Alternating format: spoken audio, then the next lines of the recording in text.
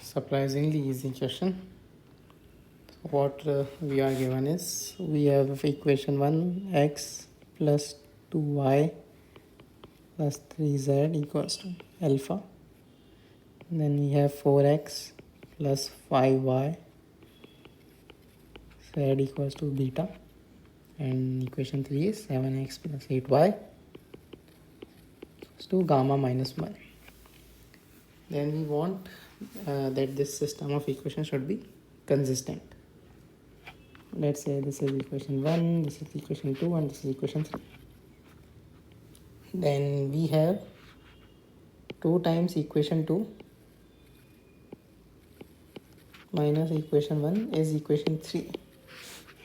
That is 2 times 4x plus 5y plus 6z, at least the left hand side of the equations, minus x plus 2y plus 3z. So this is 8x minus x, which is 7x, 10y minus 2y, which is 8y, and 12z minus 3z, which is 9z.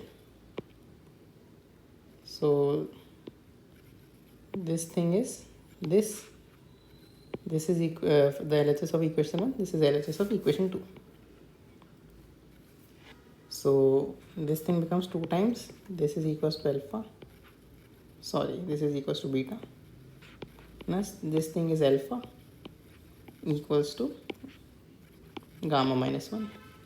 So we have alpha minus 2 beta plus gamma equals to 1.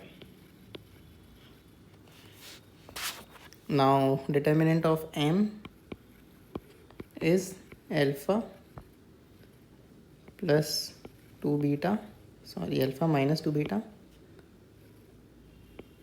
plus gamma, which from this equation is 1. So dat m is 1. So answer of question 7 is 1. Then P be the plane containing all these alpha, beta and gamma. So the plane containing this triplet alpha, beta, gamma is x minus 2y plus z equals to 1. And distance of this plane from the point 0, 1, 0 is root d as given in the question. This distance is root 3 by 6. How we do this is we put 1 in this equation, this point in this equation, that gives us minus 3 upon the root mean square of these, or the root of sum of the squares of these coefficients, which is this becomes 3 by root 6. This is root d. So d becomes 9 by 6, which is 1.5. So all the steps are pretty easy and standard, including this distance formula. This manipulation is pretty straightforward and basic. Determinant is standard formula. All these are standard, so easy question.